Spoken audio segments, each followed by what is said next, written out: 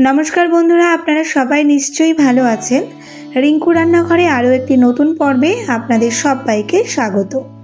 बंधुरा आज आमी तैरी करब मुर्ग मुसल्लाम। एटा एकटा मोगलाई रेसिपि, खेते खूबई टेस्टी हय आर एटा किन्तु कराटाओ भीषणई सहज। खूबई इजी प्रसेसे आज आमी एटा तैरी करे देखाबो। आशा करी आपनादेर रेसिपिटी भीषणई भालो लागबे, ताई आमार साथे शेष पर्यन्त थाकार अनुरोध रइल। बंधुरा मुसल्लाम माने हलो गोटा। एखाने आमी एकटा गोटा मुरगी नियेछि, मोटामुटी एर वेट आछे 700 থেকে 800 ग्राम।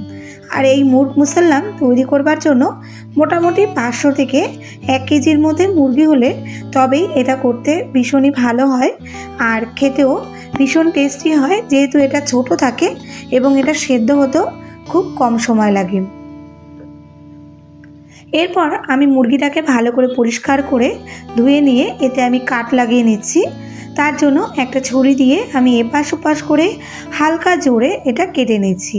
खूब डीप भावे एटा काटार कोनो दरकार नेই, हालका हाथे एटा केटे निलेই হবে। एते करे एर भितरे मशलाटा खूब भालो करे ढुकबे। तारपर आमी কিছুটা পরিমাণে লেবুর রস ও জল দিয়ে आमी मुरगिगुलोके ভিজিয়ে রাখবো। एते करे मुरगिटार मধ্যে बेश एक सफ्टनेस भाव चले आसबे। और এইভাবে আমি ভিজিয়ে রাখবো এটা 30 মিনিট। বন্ধুরা এর আগে কিন্তু আমি আমার চ্যানেলে মাছলি মুসল্লাম তৈরি করে দেখিয়েছি, আপনারা যারা এখনো দেখেননি আমার চ্যানেলে গিয়ে একবার দেখে নিতে পারেন। এটা খেতেও কিন্তু ভীষণই টেস্টি হয়। মুরগিটাকে আমি 30 মিনিটের জন্য ভিজিয়ে রেখে দিয়েছি। তারপর আমি এর জন্য একটা মশলা তৈরি করে নেব। একটা বাটিতে আমি নিচ্ছি 200 গ্রাম টক দই। বন্ধুরা এখানে আমি মশলাটা দুটো মুরগির জন্য বানাচ্ছি। আপনারা একটা মুরগি যখন করবেন তখন এই মশলা থেকে হাফ হাফ করে নিয়ে এটা বানাতে পারেন। 200 গ্রাম টক দইয়ের মধ্যে দিয়েছি 1 টেবিল চামচ হলুদ, 1 টেবিল চামচ রেড চিলি পাউডার, 1 টেবিল চামচ কাশ্মীরি লঙ্কার গুঁড়ো, 1 টেবিল চামচ ধনে ও জিরে গুঁড়ো, 1 চা চামচ গোলমরিচ গুঁড়ো আর দিয়েছি স্বাদ মতো লবণ। দিচ্ছি 1 চামচ রসুন বাটা, 1 চামচ আদা বাটা। এখন সবকিছু আমি ভালো করে মিক্সড করে নেব। বন্ধুরা এই মশলাটা যতটা ভালো মাখা হবে ততই কিন্তু মুরগিটার মধ্যে মশলাটা ঢুকবে এবং প্রপারলি ঢুকলে এটা খেতেও বেশ টেস্ট হবে। তাই ঝালটা একটু বেশি দিতে হয়, যেহেতু মুরগিটা পরে ভাজা হবে ঝালটা কিন্তু অনেকটাই টেনে নেবে। মশলাটা মাখিয়ে নিয়ে আমি এখন মুরগির গায়ে মাখিয়ে নেব। তার আগে আমি লেবু জল থেকে মুরগিটা তুলে ভালো করে ধুয়ে নিয়েছিলাম। মশলাটা দিয়ে এখন আমি হাত দিয়ে মুরগির এপাশ ওপাশ কাট যেখানে যেখানে কাট করেছি তার মধ্যে এবং মুরগির পেটের মধ্যে যে ফাঁকা জায়গাটা আছে সেখানেও খুব ভালো করে মশলাটা মাখিয়ে নেব।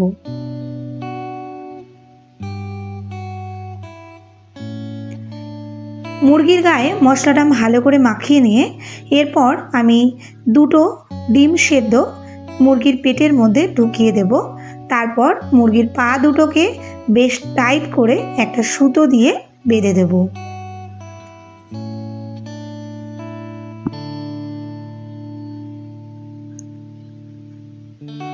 বেশ ভালো করে টাইট করে কিন্তু এই পাটা বাঁধতে হবে, নইলে পরে এটা খুলে গেলে কিন্তু খুব অসুবিধা হয়।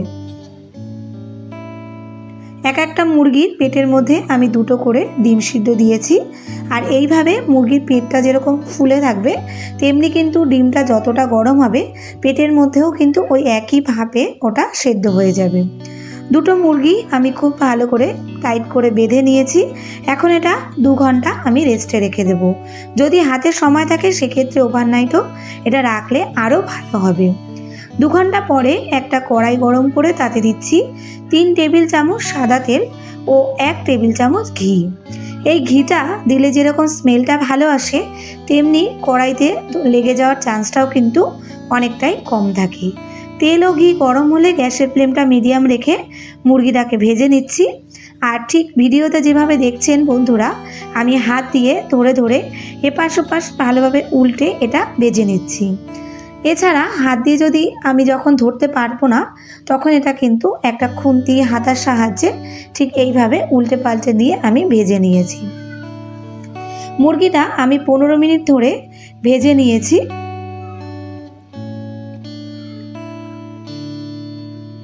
এখন মেন যে জিনিসটা বানাবো সেটা হলো এর গ্রেভি। তার জন্য আমি দিয়েছি এখানে 200 ml সাদা তেল ও 100 গ্রাম ঘি। তেল ও ঘি ভালো করে গরম হলে এতে দিচ্ছি 600 গ্রাম পেঁয়াজ কুচি। পেঁয়াজটা এখন ভালো করে ভেজে নেব।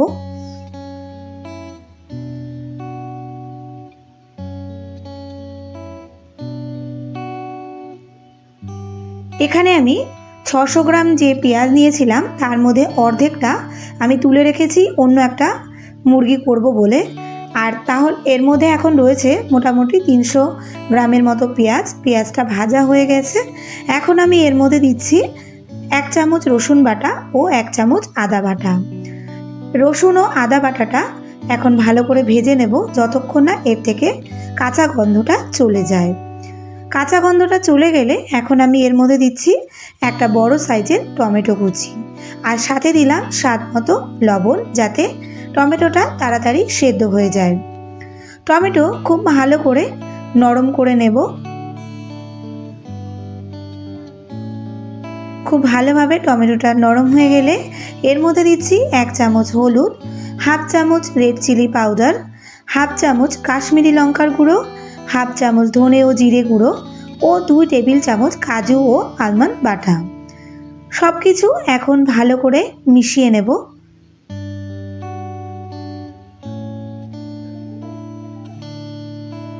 বন্ধুরা, এই সময় আপনারা কিন্তু চাইলে একটু টক দইও ইউজ করতে পারেন, কিন্তু আমি যেহেতু মুরগিতে বেশ ভালো করে টক দইয়ের গ্রেভি মাখিয়েছি তাই এখানে আর দিচ্ছি না।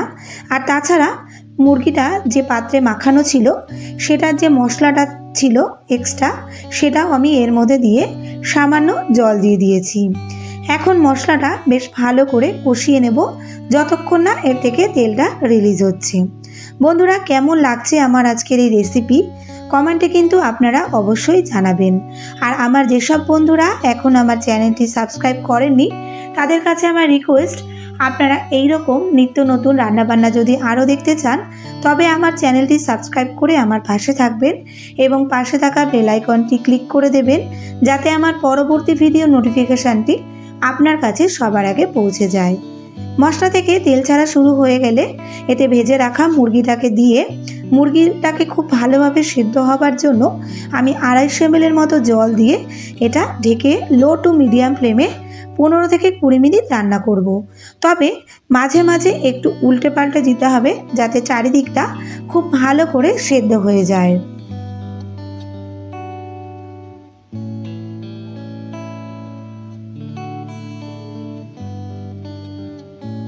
কুড়ি মিনিট পর আমি আবারও একটু উল্টে দিচ্ছি এবং মাংসটা কিন্তু খুবই নরম হয়ে গেছে এই সময়, তাই একটু সাবধানে এটা উল্টাতে হবে।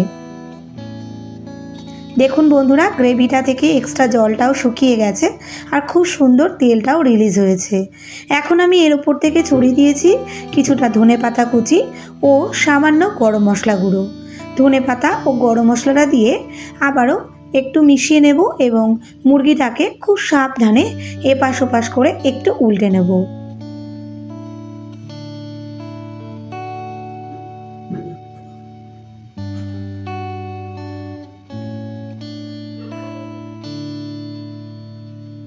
কুড়ি মিনিট পর আমি এখন মুরগিটাকে একটা বড় প্লেটের উপরে নামিয়ে নেব আর এর উপর থেকে ছড়িয়ে দেব গ্রেভি।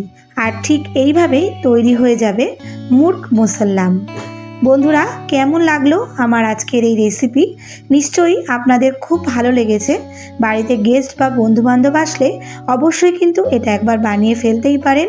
ভালো লাগলে একটা লাইক করে দেবেন, সাথে শেয়ার করে দিন আপনার পরিচিত মহলের কাছে। এখন তাহলে আসি বন্ধুরা, আপনারা সবাই ভালো থাকবেন, সুস্থ থাকবেন। দেখা হচ্ছে খুব শিগগিরই।